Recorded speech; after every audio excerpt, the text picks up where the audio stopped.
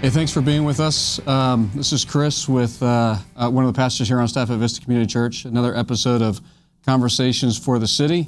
I have a couple of special guests with me, and they're always special with every one of these episodes, but to my right, I've got Officer James Fuqua, and to my left, I've got Officer Kiara Husband, both with the Columbus Police Department, both beyond just being police officers, they have different responsibilities within the department, serving our city. And maybe the biggest reason why I asked both of them to be here is that they are brothers and sisters in Christ, and I know that they have a kingdom mindset for the sake of our city, and that's what this channel is all about. We're gonna run right into this dialogue really quickly, but just for the sake of introductions, I'm gonna start with Kiara, actually. If you could just tell us a little bit about who you are and how you became a police officer and all that good stuff. Hi, okay, I'm Officer Kiara Husband. I've been on CPD for 10 years, about 10 years now.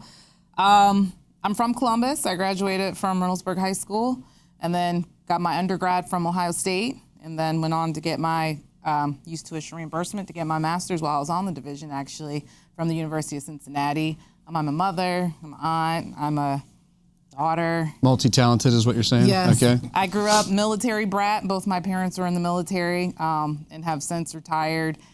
And before I became a police officer, I still was in public service. I was a parole officer for the state for 5 years before I decided, actually it was real random. They were doing major budget cuts within the division of DRC. And my sister randomly told me, she's like, CPD is hiring, open application. And I told her, I said, I don't want to be anybody's police officer. So my story isn't as glamorous as you may think. I was like, I'm not trying to be the police. So before it ended, like a couple days, I applied kind of on a whim and I made it through the process. And then I found out it had just so happened when I was getting laid off from the state due to budget cuts. So I always say it was meant for me to be here. Right. And then I was in the class that following year. Perfect timing is what it sounds like. Yeah. For all those acronyms you just heard, that's what Google's for. So we'll just go past that. All right. And then there's this guy. Yeah, so Department of Rehabilitation and Corrections? Is that right? Yes. Was that one of the acronyms? Yeah, I think I said ODRC. My yeah, bad. That's what I was thinking. I just wasn't sure. Well, thanks again for having us. We really appreciate it. Like you said before, my name is James Fuqua. I've been on the department for 16 years, and I also am a son, a father, a husband. I like to fancy myself as a good bowler, but that's neither here nor there. Mm-hmm. But I also grew up in Columbus, grew up on the south side in the early 90s where it was really rough. The drug problem was really, really bad. I'm a product of a single parent household, the oldest of four. And, my mother worked multiple jobs to keep the lights on. And we moved many times over, so it was hard. It was a hard upbringing, but I made it through, and I'm very fortunate for that. I'm a graduate of South High School, so Bulldog forever. As Southsiders, we really take a lot of pride in that Bulldog. And I was not quite mature enough for college yet, so I went the military route first and spent a couple years in the United States Army. And then once I got out of the Army, I got a part-time job. And at this part-time job working security, I met a couple of police officers who worked extra duty at this retail store. And to be honest, I didn't have the best relationship with police officers growing up. And these officers were really, really nice. And I constantly would talk to them and say, why are you guys so nice? Because the interactions I had with officers growing up were not very good. And that's where I met for the first time an officer by the name of Alan Blackman, who coincidentally literally just retired from CPD after 32 years of service last week, that I had never even met a black officer before. Like, I knew there were some in Columbus, but I really just didn't see them in my neighborhood. So he was the first one that really showed me that, someone that looked like me, because he had the same upbringing as I did, that could do the job. And he said, oh, you should do a ride-along. I think you'd be really good at the job. And I said, no way. I'm not riding in the back seat of a cop car. I've been in the back already. Yeah, right. Many times over. I'm not getting back there again. And he said, no, a ride-along, you actually ride in the front. And you go wherever the officer goes and sees what he or she sees. And I said, didn't realize that was even a thing. So I ended up going on a ride-along on the night shift in the same area where I grew up. and totally fell in love with it. And I realized, just like any other profession, most of the people in that profession are really good and passionate about what they do, but one or two can really ruin the reputation of everyone else. So that was kind of how I got there. And I know we'll get into that a little bit more later, but that's kind of the synopsis. Wow. That's an awesome story. Thank you for sharing. Thank you for sharing. I didn't know about the bowling thing. Yes. I knew that you're, hardcore into like hot wings. Yes. I discovered that pretty quickly. Not at all. I am, but my stomach is not into it anymore. Well, I'm getting a little soft. I'm not passing any judgment, but it was like disappointingly. I was kind of hoping you'd man up when we had wings, but that's neither here nor there. What about, are you into hot wings? I am actually. Roosters is one of me and my son's go-to spots. It's actually it's kind of sad how much we go there. Okay. I get 5 buffalo barbecue mix. It's my standard. So call officer husband for hot wings. Yes. Not okay. Got it. All right. Let's switch a gear here. You just kind of started to segue into maybe a much more serious subject. I have a very open-ended question here on this piece of paper. It just says, what was it like being a police officer in 2020? Obviously, all of us are still talking about last year. It's almost like we can't talk about 2021 without talking about 2020 and all the different experiences that people had. But beyond just the fact that you are law enforcement officers, but people of faith, people of color, a man, a woman, just being in that space, trying to serve and protect our city. What do you want to share about that experience? What do you want people to hear about your story, your thoughts, your feelings along the way through 2020? Well, I'll definitely defer to ladies first because you had some pretty unique stories from that opening weekend. 2020 was just interesting altogether. When the major event happened, first COVID hit and kind of readjusted how everybody does their jobs. And then we had the big event in May where my job keeps me at the academy a lot. And whether or not you were in patrol or you were on the street, it didn't matter where you worked in the division, we all got notified one day, you're not going home. And so I typically work the day shifts. You're not going home.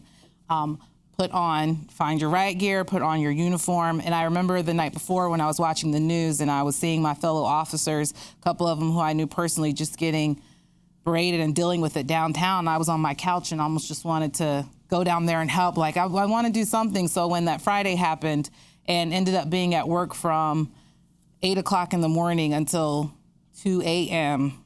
Saturday morning, and then being told on Saturday, you will be back at work the next day, which is typically my day off. So it was that initial weekend when the protests started happening big time. And then a lot of it was, as a black officer, even my coworkers who were not black recognized how we were catching it a little bit harder. Folks were literally walking up to my face, calling me a traitor, and Uncle Tom. I can't believe you would do your people like this. How do you work for this division? So I had multiple coworkers call and text me just randomly who weren't even there to witness it to say, "Are you okay?" Yeah. When we were dealing with all that. So it was just, 2020 was a very interesting time period. As a teacher of community diversity within the division, we've addressed that in the classes and even just shown this is not what happened. Like he said, 1 or 2 bad apples can put a tarnish on the whole profession.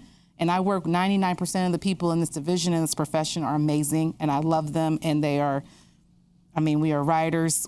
If you put out a call for help, we're running. I don't care who you are, even if I don't like you. And it's just a shame, not a shame, but it's unfortunate, the reputation that has been developed, because I know so many who will bend over backwards for people they know, people they don't know, and strangers. So yeah, 2020 has been interesting, and it's still ongoing, and it didn't end quickly. It lasted through the summer. Yeah. It lasted with substations trying to be taken over. It's still kind of ongoing. Yeah. You'll be driving in a cruiser, and you'll just randomly get fingers you don't want shown to you. So, yeah. Can you identify with anything in that story? Oh, absolutely. So first starting with 2020 as a whole, right? It was difficult in the fact of I've said many times over that 2020 can be defined by the 3 Ps. We had politics, we had the pandemic, and we had protests. And regardless of where your political affiliation is in this country, I, in my 41 years of existence, have never seen a more divisive time in our nation due to politics. And, the previous president that we had said so many things that were so divisive. For example, we're still dealing with it today in recent events with him calling it the China virus or the Kung flu, and just these very aggressive words and tones that give people the license to think it's okay to say and do racist things that only complicates all of this, right? So regardless of whether you are pro-Trump, anti-Trump, pro-Democrat, anti-this, left, right, doesn't matter. Our country was faced with an incredible task of dealing with politics and forcing people to, quote unquote, pick a side.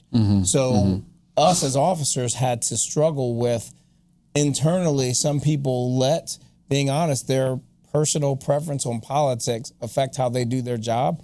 So not only now are we dealing with internal conflict, trying to help our fellow brothers and sisters and go out and protect each other, now some people are bringing their personal opinions, which should not be happening in this job, to work and making it divisive from the inside out, making the job even more difficult.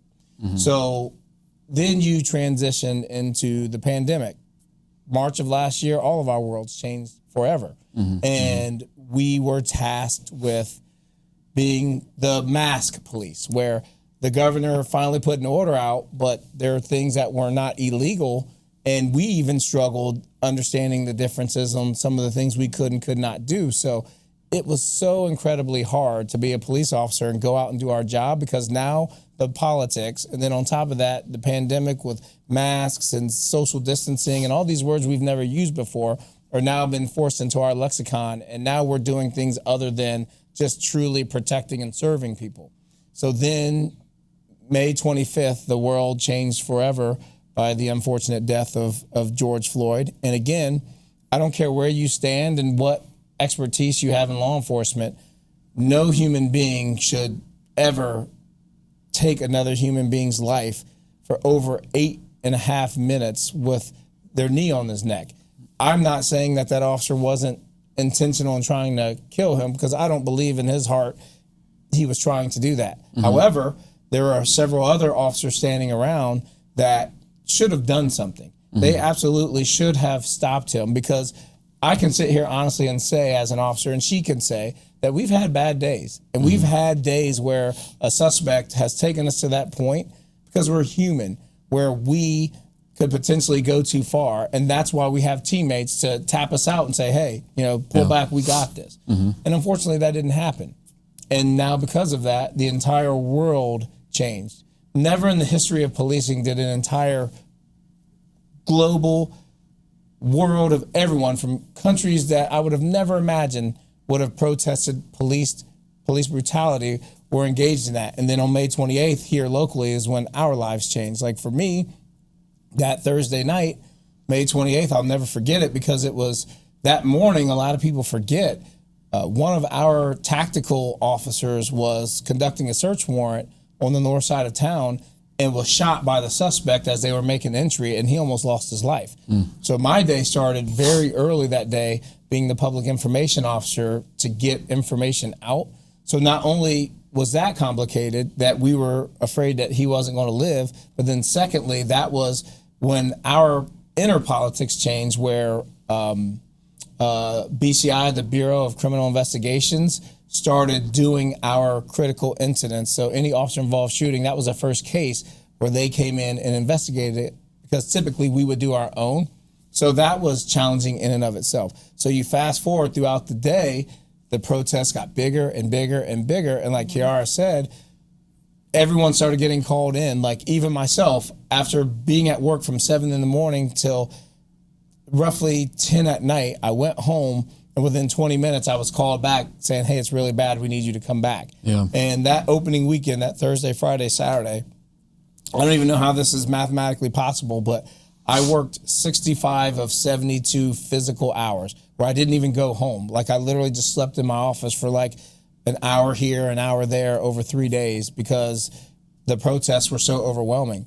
And to be clear, we get it as officers, right? We understand why people were protesting. We understand why people were upset. But there's a clear and distinct difference between protesting for rights and people going too far and now looting, rioting, and being disruptive and committing illegal acts. And I think that's where a lot of people struggled with this and didn't understand the difference. And that's what made our job so hard. I mean, I was called the N-word more times in that weekend than I have in my entire career. Yeah. And sadly, it was mostly like people who look like us, calling us traitors and Uncle Toms and porch monkeys and all these things. And it's like, you talk about you want equality, you talk about you want police reform, you talk about you want the police department to look like your community, but yet you have these people on the line in our face calling us all these names saying we're a traitor. Yeah. So I don't understand the imbalance there. But the point is, it's been really tough. And it's definitely officers with 30 plus years on who have been around forever. Retired guys who have been retired and was working in the 50s and 60s were reaching out to me personally and saying they have never seen a harder year in law enforcement ever in their life. So I think bar none, by the time our career is over, we will have never seen a year like 2020. Yeah, yeah. One of the things that we're trying to investigate, not just in the space of the space that you live in, but as a pastor and as just a voice for ministry in our city, I run the risk of painting with too broad of a brushstroke here, but my personal feeling about 2020 from the perspective of church leadership, if I could frame it that way, it was largely disappointing. Our entire call as Christians, and I know you guys agree with this, is that we're supposed to be unified under the banner of Christ. We belong to Jesus, and He sends us out to serve and protect. Really, for all of us, that's the mandate as Christians. But 2020 revealed so many things that I don't know how long it's going to take to unpack and understand. But a church that is not united, a voice that is not united, a voice that sacrificed its ability to serve and to love. There was so much infighting happening within the church, and it was heartbreaking. It was stunning to see it happen. When the world was breaking around us, we had such a huge opportunity to stand up and serve and love, and in many regards, we let the opportunity go by. And we're carrying some of that with us into 2021. So we're trying to figure that out. And I know that the story of law enforcement, especially believers that are behind the badge, it was a particularly painful story that largely went untold. And maybe one of my biggest disappointments, because I have friends that are in law enforcement, I would hear their pain, I would hear their grief, and you actually said something over the hot wings you weren't eating that really, it just broke my heart all over again. You said there were two majorly toxic spaces for you in 2020. One was social media, which is, I feel like, kind of a no-brainer. I don't know anybody that, if they're being honest, they would describe social media as a particularly healthy space to be in. So I got that one. But when you said that the church had become toxic, I mean, what do we do and say about that? Yeah, it's tough, right? As a believer and as a Christian, it was so disappointing for me personally to see that so many people in the church had lost their way. And I don't mean one church specific. To be clear, I don't care what denomination you are, what church you go to, what age group. Many Christians and many faith-based people really kind of turned their back on the word and what's actually in the book. And it was scary to see so many people in my life who have never wavered from their faith, lost their faith. And it was really sad trying to bring them back in and really explain to them from a biblical perspective some of the things that they could do to lean on their faith and trust in the Lord and all these other things. And yet so many spaces, they just kind of gave up. And I never thought, being a Christian, that I would see the amount of people that would basically wilt to the devil's power and just give up and say, basically, I don't know what to think anymore, or Jesus is coming tomorrow. I'm not sure what exactly was in their mind, but it was very, very toxic space where they, instead of going out and helping people and trying to uplift even people within their own congregation, they kind of turned their back on them. And that's a scary thing. I think, I've been in the church my whole life. I was one of those people who I remember back in high school, I was like, I think I'm at this church 6 out of the 7 days of the week. My parents are one of those people. And even growing up, the old revival where you're just trying to take offering and the pastor turns it into a 30-minute sermon. You're like, really? Anyway. Yeah. But I think in the year of COVID, when you weren't able to meet, the Bible says where 2 or 3 are gathered, that's where you have a church service. But even that wasn't happening. And so people stopped having that connection. I tried. I admit I was one of them. I tried to get up on Sundays and sit at the table with my laptop, and my mom's trying to encourage me to log on to their church in South Carolina, which I did, and even I fell off a little bit. But I just think it was hard for people to maintain that focus when they weren't actually able to go to the house of worship and have those meetings and that congregation and fellowship with each other. So as a believer, I see that. And like he said, there are some people even before COVID where the church is supposed to be a place where you can go for support. And when you feel like you don't have that support, even though you don't want to, you turn your back on it as a whole. You may still believe in God and you understand the word, but the actual people in the church can be the most judgmental at times when you don't want them to. You're like, I want your support. I don't need your judgment.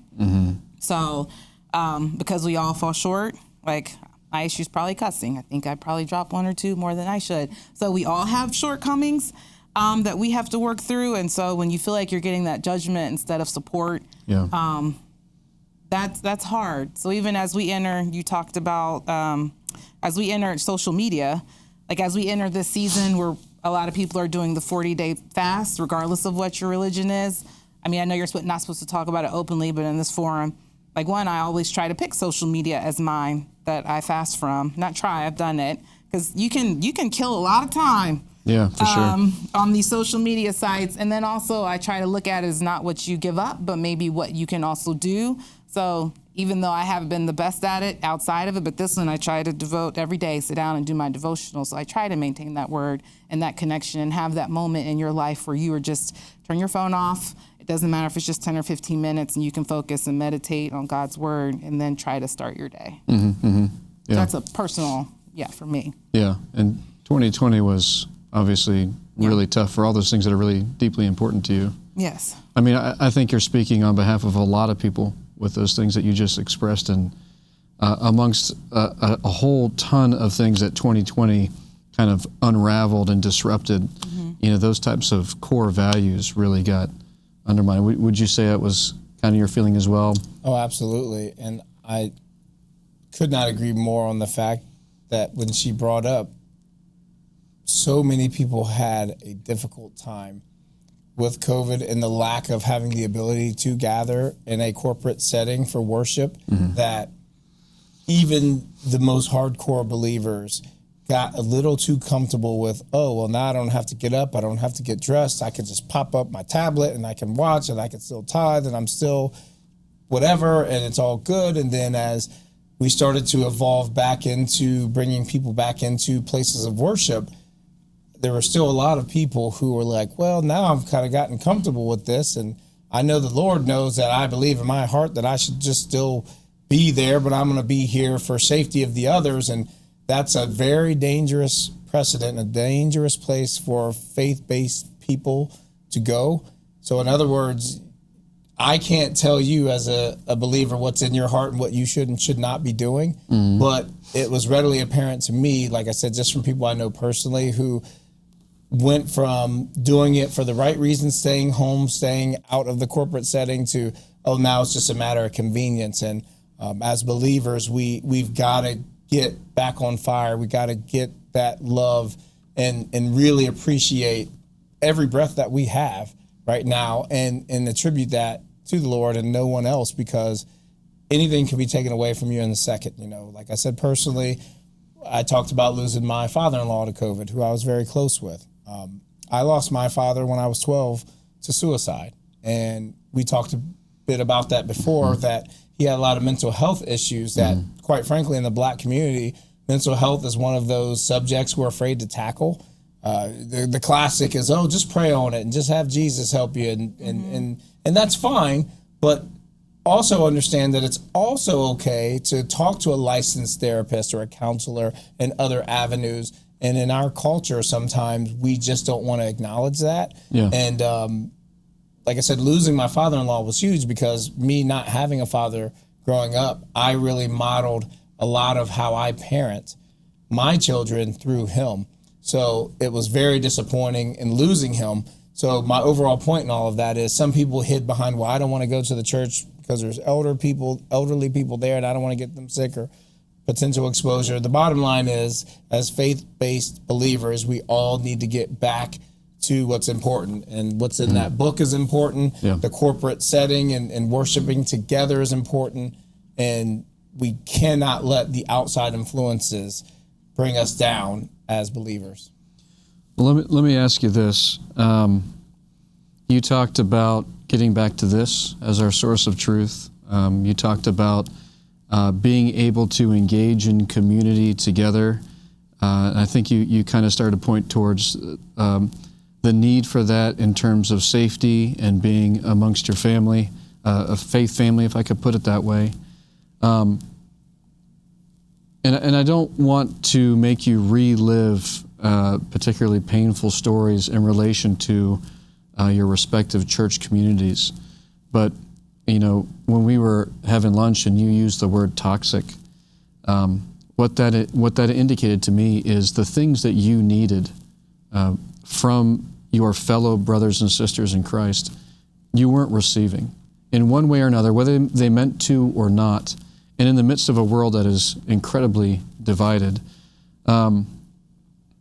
if you could give some specific examples of something that you emotionally, relationally needed from, and I'm not asking you to single out any particular church or community, but just from the family of God, broadly speaking, and you didn't receive that in 2020, which I imagine was incredibly painful. What comes to mind when I ask you a question like that?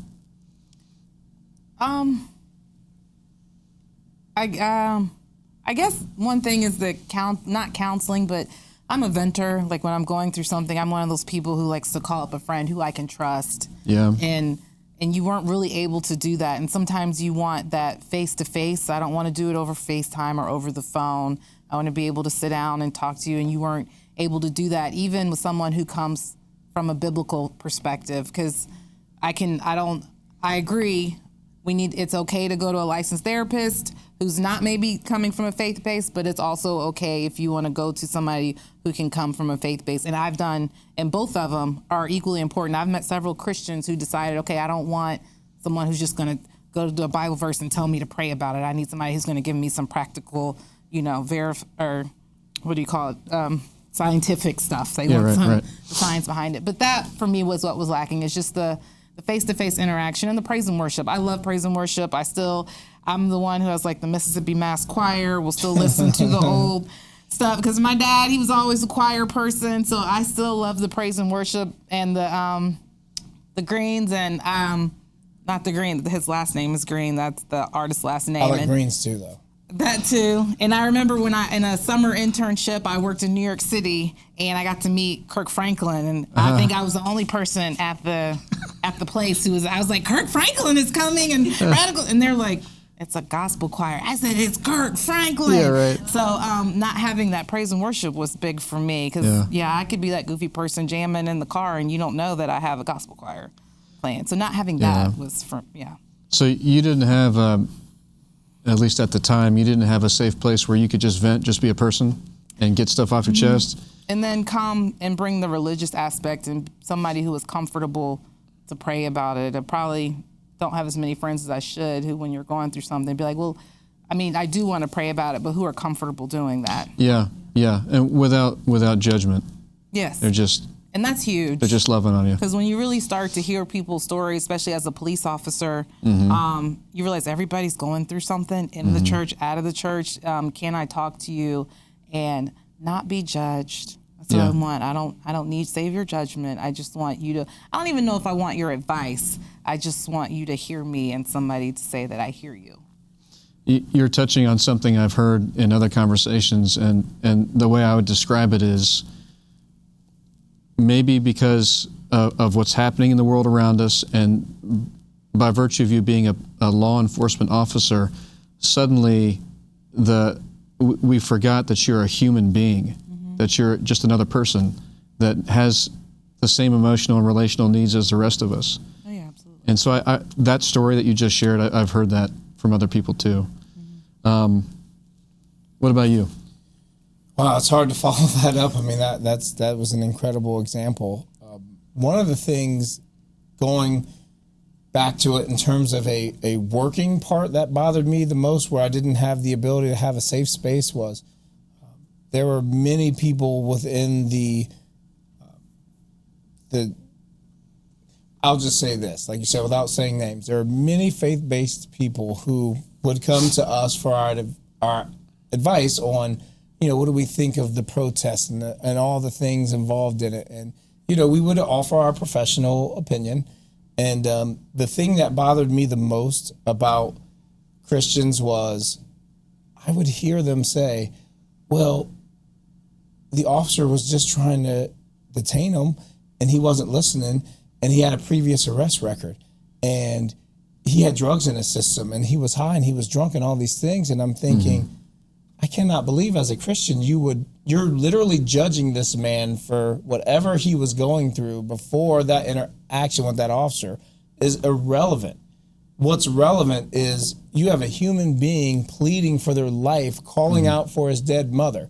And we all know in faith circles, when people start calling out for people who are no longer with us, they know they're about to die. And the fact that he did that, and there were so many faith-based people who were okay with justifying his death and defending the officer, really kept me up at night. There were so many sleepless nights that I literally went to bed in tears because I could not understand how you could be a man or woman of God and sit and victim blame what has happened to Mr. Floyd. Again, do I agree with his lifestyle or some of the choices he made? Of course not, but we're all human. We all commit sin. We all have to find a way to atone for our sins. And just the fact that so many people, again, kind of going back to the counseling that I would go to, that I would be comfortable just in a safe space with, I couldn't even go to them because now, to me, when they're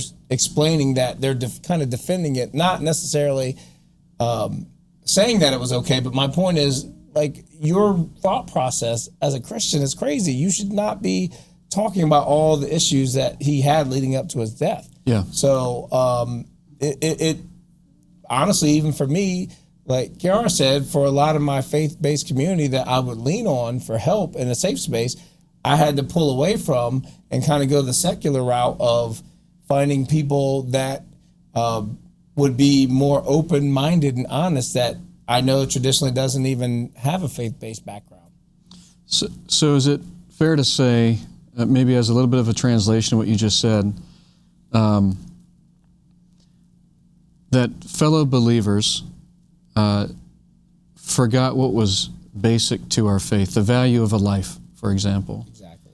And instead approached dialogue with you, and irrespective of what dialogue's happening out there, they approached it with some type of an agenda or judgment or system of the world, if I could put it that way. You're spot on. And so we forgot really where we're supposed to start, and we started in the wrong place. And as far as I know, if you start in the wrong place, you're probably going to end up in the wrong place. I mean, that's probably typically how it works out. And you could almost erase the subject and swap out the subject with anything in politics or anything in culture and society.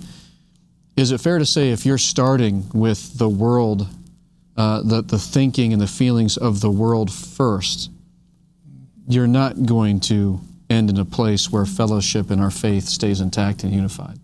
Yeah, I mean, yes, I couldn't agree more, and I think that this entire conversation we're having really is the center point of why we are where we are today. Okay, I want you to hold on to that thought. We're going to take a quick break, and then we'll come right back, and I'm going to switch a gear with you because, well, I'll say that. I'll say that for you when we come back. All right, welcome back. I just wanted to reiterate two particular points that you guys shared with us. And if I could call out a particular listener, if you identify as a Christian, I really want you to hear this. Your brothers and sisters that are law enforcement officers or civil servants of any kind, remember that they are real life people, just like you. They have a heart, they have a mind, they have feelings, they have emotions. They need healthy relationships just like you. So when you see a police officer, do not see just a badge. See a fellow human being. And then we ended, before we took a break, we ended on a very, very important point. If you start a conversation with somebody and you're starting with an agenda, a slogan, a headline, a whatever from the world, that conversation begins in divisiveness. It is not a conversation that's going to become one that unifies people. We have to start from a kingdom perspective. We have to start and lead with the humility of a Christian who needs a Savior. We have to lead with that kind of humility, not this platform or posture of, I'm right, and so I'm going to judge you because of whatever veneer I want to judge you against. So I want to say something to both of you that I don't know if you've heard this before, so just kind of take it with a grain of salt, but I personally view each of you as fellow ministers, fellow pastors, fellow shepherds for the sake of our city. The reason I say that is I know that the catchphrase for your job is to protect and serve. That's really not any different than someone who God has called and appointed over his people to protect and serve. And that's what you do. You do that every day. You lay your lives on the line. You submit yourself to a world that may or may not love you, may or may not recognize the sacrifice that you make. But that is the nature of a shepherd of God's people. And the fact that you're both believers, the weight of that, the gravity, the importance of that is huge. So as a pastor, I actually look to your leadership in this space. Like, it blows me away what you guys do. And I don't know if you've ever looked in the mirror and saw a shepherd of God's people, but that's what you are. And I know we're running out of time because your job's never over. But as a shepherd of God's people, how would you lead and shepherd? What would you advise? What would you say as a disciple? If you're gonna be a follower of Jesus, I want you to think and consider upon these things. I want you to pray about these things. I want you to submit your life to these things. What would you say to God's people? I might steal Sarge's answer, but because he kind of brought it up in a previous. We probably can't hear it enough. Because he brought it up, and if it's your answer, I'm sorry. But just police officers Columbus shattered their homicide rate last year. Violence is on the rise. I'm aware of that. We just had 2 shootings back to back, and it's considered probably a more upscale mall. And just, where are the leaders in helping with the community? Everything is not the police officer's fault. It's not law enforcement's fault. Making this community safe, making the world safe, raising a generation takes everyone's effort. It takes a village to raise a child, and I believe that because if it is on the parents, but it's on the community too. I mean, I have nieces and nephews, so these are my sisters and my brother's children, yes, but I, as their aunt, am a part of their life. I am an influence. I told my sister the other day, I don't need you to check my nephew if he's doing something crazy, and she just started laughing. I'm like, no, it's the truth. But just as believers, as people, become that village again. Become an influence on the kids, mentoring our youth because they are the future. That's where it really needs to start. And I'm kind of stealing it because what you said the other day. Yeah. No. Well, it's just my answer is kind of a 2-part answer. So like Kiara said, we both have the privilege of teaching community diversity to our new recruits. And why that class is so important is we're not all the same. We don't all come from the same background. We don't all have the same belief systems. We are all different. What we tell these new men and women who are going to be embarking on this job is they're the second, well, first of all, they are now a public figure. And because they're a public figure, they're the second most recognizable public figure in the city of Columbus. When you see that white hat and that white shirt, everyone knows a Columbus police officer when they see one. That's why we win so many awards year after year nationwide for the best dress, because it is a very unique look. And we are the number 2 most recognized public figure there is. So you probably ask, who's number 1? Do you know who number 1 is? I don't. Do you know who number 1 is? Do any of you guys know who number 1 is? I'm going to guess Brutus. Brutus Buckeye. Okay, She's heard this story a time or Okay, two. no, that was a total guess. I didn't. Brutus Buckeye, right? Nobody will ever beat Brutus, right? Like, he is the man here. Like, That's in true. Columbus, he's always going to be the most notable public figure there is. But in all seriousness, we teach them that you are a leader. And I love what you said, because to be honest, I never looked at myself personally as a shepherd and being in a position to carry on my faith and being a believer and leading by example to other people, whether they are a believer or not, doesn't matter. If I live my life correctly and Christ-like as I should, eventually my light should shine on them and make them a believer or the desire to do so. So we have to start learning every time we look in the mirror, like you said, to look at ourselves as a shepherd in the Lord's eyes and carry out our faith the way we should. The other thing I think we all need to do as a community is prayer, right? Yep. Pray. I mean, how many times, again, I don't care what church you go to, what your denomination is, the root of faith is prayer. Like, we talk about social media and how toxic that is. Sometimes watching the news or things that are all around us are all very, very negative. Like in the news world, the first 8 minutes, it's called the A block. And what do you see in the A block, like we talked about before? Yep. Rapes, murders, homicides, fires, child deaths, car accidents. Why? Because we're all human, and it's human nature to want to know about negative things. And we really need to focus on the devotional time. Like, I love the fact that she makes sure she carves out time in her day to devote strictly to the book, to prayer, meditation, whatever it is. We have to be rooted in prayer. And until we all get back to that, and instead of spending 15 minutes on Facebook, how about you spend 5 minutes there and you spend the other 10 minutes a day devoting your life back to Christ, to the Word, to the book, and getting yourself back in that faith base. Yeah, yeah.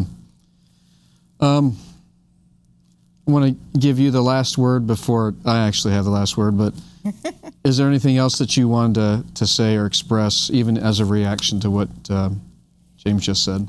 No, I just appreciate you having us here today. And as an officer, it has been an interesting year. As a mother, it's been an interesting year in teaching.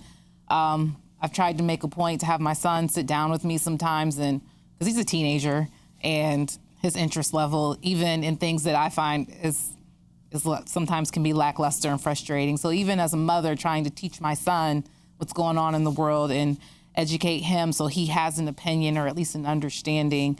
It's been trying, and even about my job, because I've asked my child, how has my job affected your life? Are you embarrassed that your mom is a police officer or things like that? And he says no.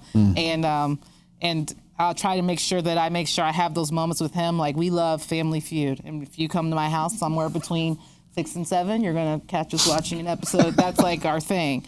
So, just making sure as COVID hopefully dies down that we start to get back to making time for each other. And it'll be interesting to see as the churches start to open back up. Hopefully the seats are filled and people start coming back and don't get complacent and okay with every. Sometimes, we do want to stay home and on Sunday, but that we also are willing to come back into the sanctuary with each other, because I think that's huge and that's important, being able to fellowship and be in the physical presence of one another. Yeah, yeah. Well, thank you so much for being here. Really can't say thank you enough. I can't express the respect I have for both of you and your colleagues that are out here serving and loving our city. If you have the opportunity, say hello to your local law enforcement officer. Get to know them, recognize who they are, but recognize their leadership and listen to it. And try and give them a hug after you get permission. Probably need to do that. Don't just come up, try and give them a hug. But just recognize who they are and how they are serving and loving you and our city together. So with that, thanks for being here, and we'll see you for the next episode.